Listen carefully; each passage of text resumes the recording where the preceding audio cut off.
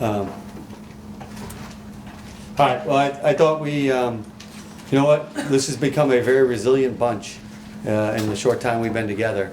And we never really we were disappointed with how we were playing, and credit Wilmington, they were shooting great. I mean, first time being in the arena and shooting the way they shot.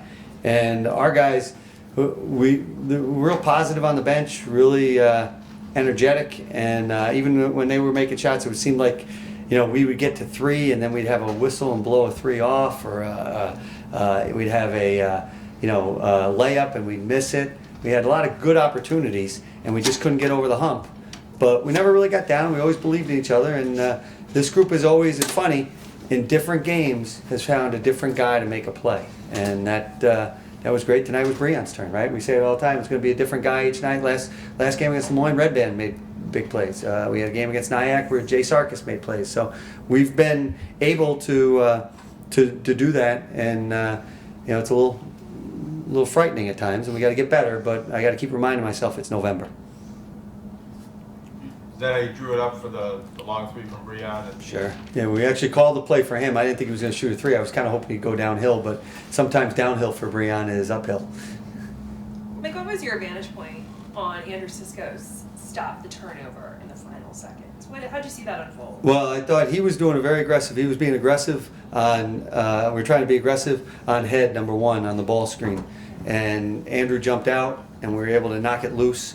And when we did, Breon dove in there and got it and called timeout, which was great. So it was. I thought we were much more active those last couple minutes, and with Andrew, when Andrew doubles the ball screen like that, we tend to all have to rotate. It makes us a little bit better. What was your message to the team during that timeout after Breon called it? After the one we had the ball. We said, all right, we got to get it in. Somebody's going to get fouled. Be strong with it, and know we have 2 foul shots, and we always have a timeout left. So once Breon picked it up, we knew it was there. The scarier timeout was the one before, when it was about 18.7 seconds, 18 on the shot clock, and they had the call timeout. And we knew they were going to make a play, but our message there was make a play defensively, be aggressive, keep swarming, and we did that. You had to come back, I think, for 6 or 7 wins. Is there what are the common threads there? Has it been different stories? I think there have been different stories in each one. I think it's not a great way to live, but I think it's a part of trying. We haven't had the same lineup. Tonight's the first game, I believe, since maybe game 1 where we had everybody. No, because we didn't have Ryan Badley game 1. So I think tonight might be the first game where we had everybody that we thought, all 15 guys in white jerseys dressed. And so I think that when we've had guys in and out of the lineup and having to change, and all of a sudden you take Jay Sarkis out and Breon's playing point, now Breon's playing 2. We just had some different things, and I think it's going to take us a little while to get adjusted to that. Just even the rotation, it was tougher for me tonight with the rotation. What can you say about Breon, how he's come along as a three-point shooter? He's worked at it very hard. But I don't want him to just be a three-point shooter. We got enough of those guys. I tell him all the time, don't settle, go. But when his feet are set, I'm very confident in him. Very confident in him. And you could tell the days when he has it going, just watch out, because he can really shoot it and light it up. Second half was really obviously a back and forth game, kind of like that the whole game. But just how are you guys able really to stay with them, and they would make a shot, and you guys would just come right back and make a shot? I thought our defense was better in the second half. We were much more aggressive, and then once we were able to get a couple stops in a row, we kind of get something going offensively. We can get out in transition, and we were able to put pressure on them and get them in foul trouble because we were driving more. But again, credit them. They spread us out. They shot it well. I think part of the problem was early in the game we got up 9 within the first 6 minutes. And I think we felt like, all right, this is going to be easy. And I felt like we let our guard down a little bit. We didn't play with that same urgency that we had started the game with. And then when we got down, it was like, all right. And you could see the confidence in them just ballooning and feeling comfortable and ready to shoot. And we gave them some open shots, and they credit them. They made them. Did they do anything to break you down to get those open shots, or was it more making? I think some of it, Jonah, was bad shots by us on one end of the court, and it led to easy transition points for them. There's an old saying: "There's no defense for a turnover, no defense for a bad shot." And sometimes you take a bad shot, you don't have defensive balance. Guys aren't ready to get back, because they weren't expecting the shot to go up, and now all of a sudden you get caught, and they credit them. They pass it well, and they find guys. You talk about, Coach, this has been well documented, but some of the arenas that you guys have had the opportunity to play in this year, and what that means for the program and for the experience that these guys are having. Well, as we've said, Mike, we always try and sell the experience when we recruit guys. That you're going to be you're going to get a chance to get a great experience and be in places. And so in a month, we've played in Alumni Arena, we've played at the Carrier Dome, we've played here, we've played out in St. Joseph's, Missouri, in some arena nobody's ever heard of in this room other than us because we were there. But it was, we've had a chance to play the number 1 team in the country. We've played the number 4 team in the country. We've really challenged them early, and I think it's good. I didn't think we would that the arena would be too big. I do, or like too big a moment for us. But I do think at times it was today. I thought it was a little bit because you're at home. It's different when you're at Syracuse. You don't have as many people there, maybe not as many eyes on you, and you're kind of supposed to lose. And now all of a sudden when we were missing some shots, we started kind of forcing some shots, and then we missed some free throws and things like that, which we haven't done.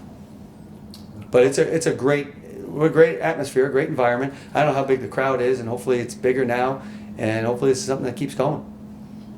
And how about for you personally? You've coached more games in this building than I think anybody around. But That's just a timing thing. That's all it was. Yeah, but I've stuck around, and but this return you hadn't coached here in 15 years. I mean, just what does it mean for you personally to come back and coach a team? you know what? I don't really look at it personally. I look at it like it's for these guys, and I want to see the experience on their faces, their eyes light up yesterday when we come in here to practice and look around and look up at the sky. To me, I think that's really important.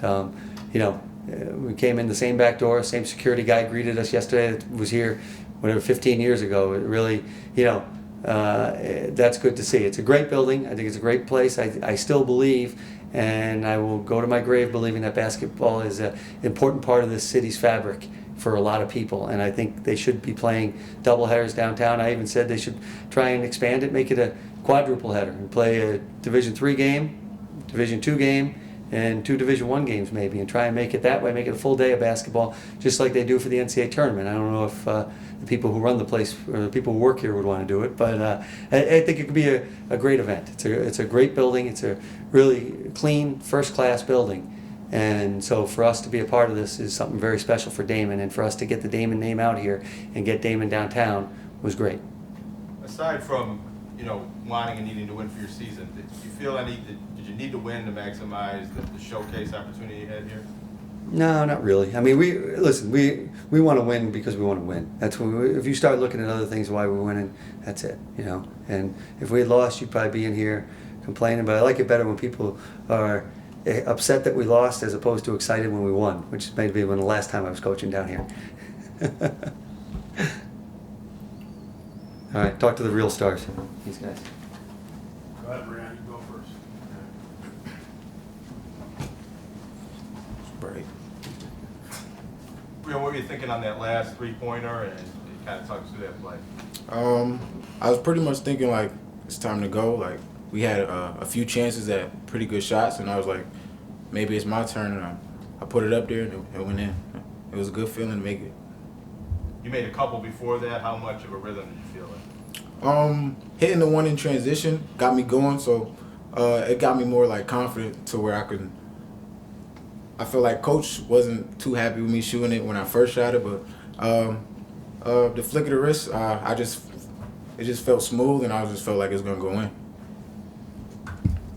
As a part of your game that's come along over the years, Mm-hmm. how have you been able to get more confidence in that shot? My freshman year, I was probably the worst shooter on our team. It was just a lot of like form shooting, going to the gym, playing pickup, just shooting a bunch of threes, just getting your confidence level up. Shooting them in practice, shooting them when people are on you, but when you get in the game, you want to shoot the good ones, and when they feel good, and they drop.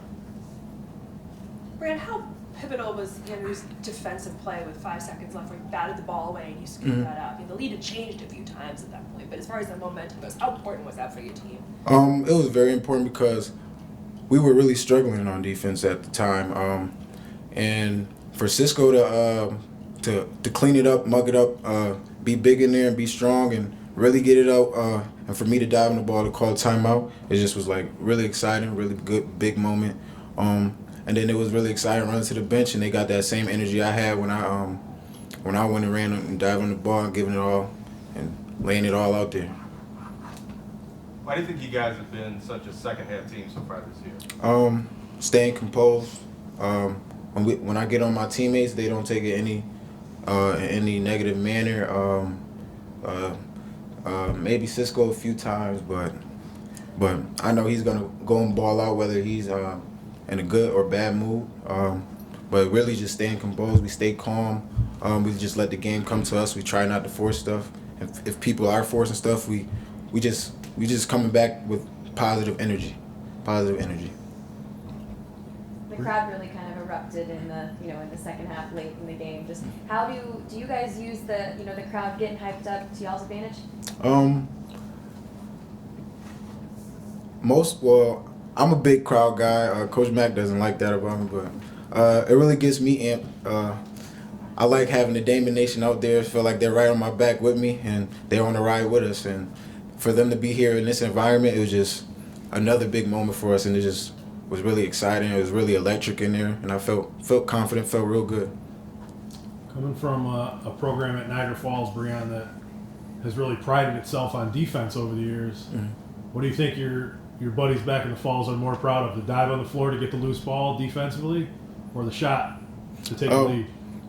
Well, my coach Sal would definitely be Sal Constantino. He would definitely be more proud of the defensive play at the end, because I come from a program where we're 94 feet, we trapping every play, and we just get pride on defense because a lot of guys, we don't have like many offensive threats, so we just use our defense to get in transition and score, because that's where we have a lot of quick, small guys. We don't really have big guys, but I think he'd be most proud of the defensive aspect of the game. Did you have, or did you notice many people from the Falls in the crowd today? I saw a few of them out there, but I'm just happy that for everyone that came to see Daemen put on a show, I guess. Breon, you're one of the inaugural team, one of 20 players to be on a Daemen team that has played in this arena for a Daemen game. Just how does that moment feel? How did it describe just being on that court that's usually the home of a hockey team, pretty much? When I first walked in here yesterday, I felt like so small. Like it was just huge. I'm only like 5'9", and for the game, I just felt comfortable. Practice yesterday just made me feel real comfortable. But I feel like even though it wasn't many people there, they still had electric in the house. I like to use the term Daemen Nation. We got that on our shirts. So I was just happy for everyone to be able to support us and watch us have a big win, even though we were struggling. But it was really electric, and that was probably the best part about it. Thanks, Breon. Go ahead, Andrew. Thanks, Brad.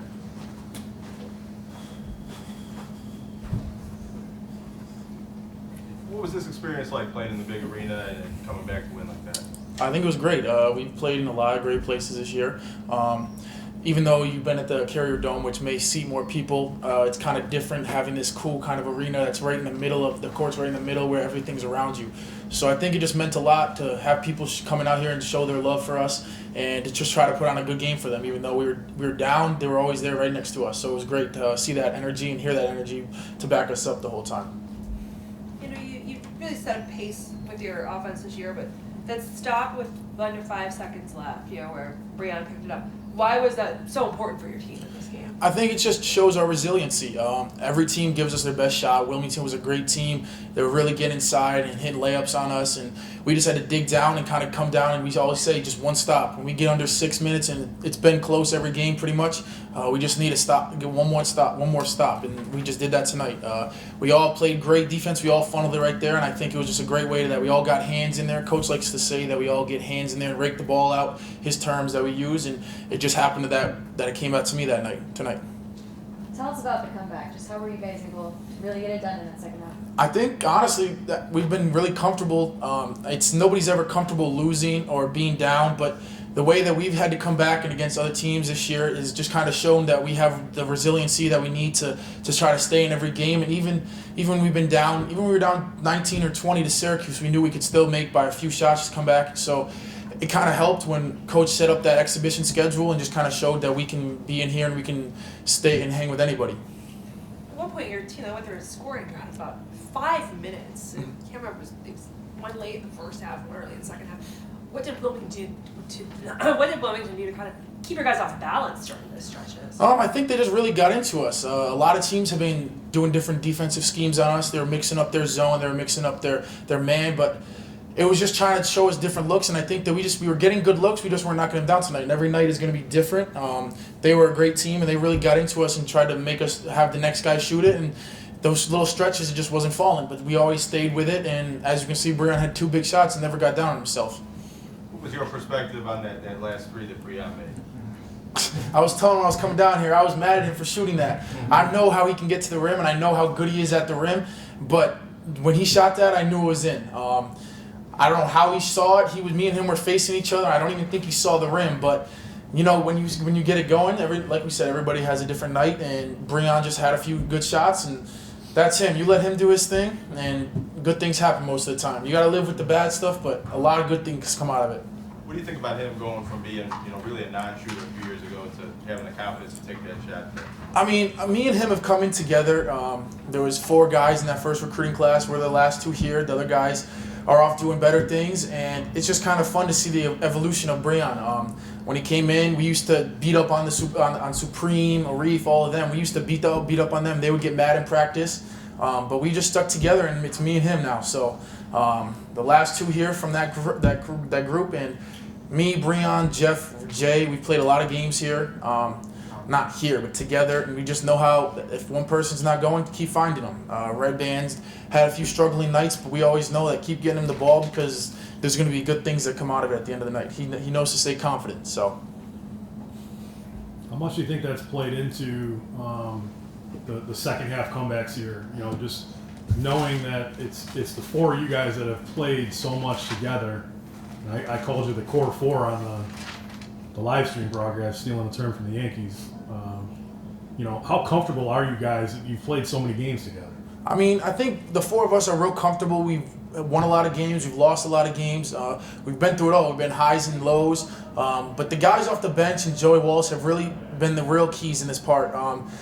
We all know how the system is, but just trying to get them and see how their evolution of understanding what we're doing and stuff like Kyle Harris coming in. Keith, even though he gets down on himself sometimes, he's got to have confidence because we know that even though Coach Mack, he's a young Breon, as I like to see, he might get mad at a few things, but he had a big 3 tonight for us, and it's just kind of, we're here, but we need other guys, and they're doing a great job to try to pick up what they can and help us out. You got 20 guys on this team. Not everybody plays, obviously, but what kind of energy do you get from having that many teammates on the bench? I think it's great. Me, Breon, we've all been there. We've been in the shirt and tie guys, even though Coach Mack still makes them wear it. We never liked it, but it kind of proves that even though right now is not your time, it's going to be your time. And those guys know that, and they've seen how me and Breon have evolved. And you've seen Jeff Redband. He's been a redshirt guy too.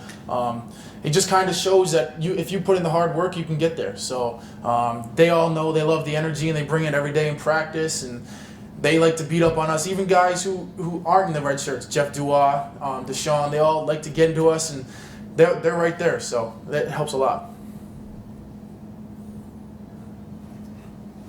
Good, thank you.